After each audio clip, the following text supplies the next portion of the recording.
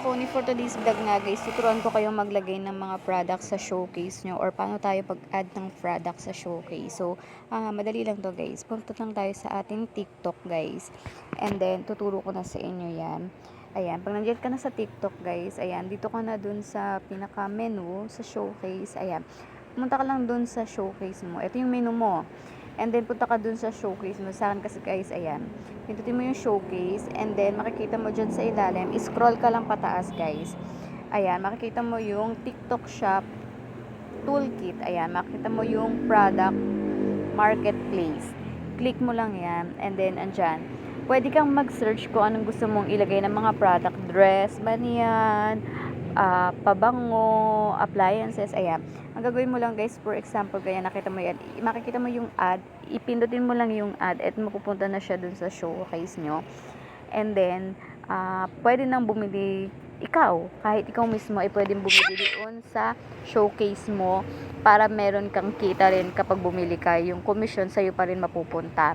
No? So, yung mga kaibigan mo na nagti-TikTok guys, papuntahin mo na lang sila sa inyong showcase para doon na lang sila o-order. So, pwede kang maglagay dyan kahit marami. Nasa sayo naman yan guys. So, kaya kung ako sa inyo, maglagay na kayo ng mga product dyan sa TikTok showcase nyo. Tapos kapag o-order ka na lang, doon ka na lang pumunta. O, diba? Kikita ka pa kasi may mga commission yan. Sa'yo pa rin mapupunta yung commission. So, ganun lang guys, maglagay. So, kung gusto mo naman guys, ayan, pwede mo siyang i-remove yung mga ayaw mo na punta ka lang din sa manage mo. And then, pwede mong i-remove yung mga ayaw mo ng ibenta. Or gusto mo naman siyang papuntahin sa taas, so pwede mong ilipat sa taas yung product mo. So, ganun lang guys, madali lang yan. I-click nyo lang yan. Sundan nyo lang yung tutorial na ginagawa ko dyan guys. Makikita nyo na yan.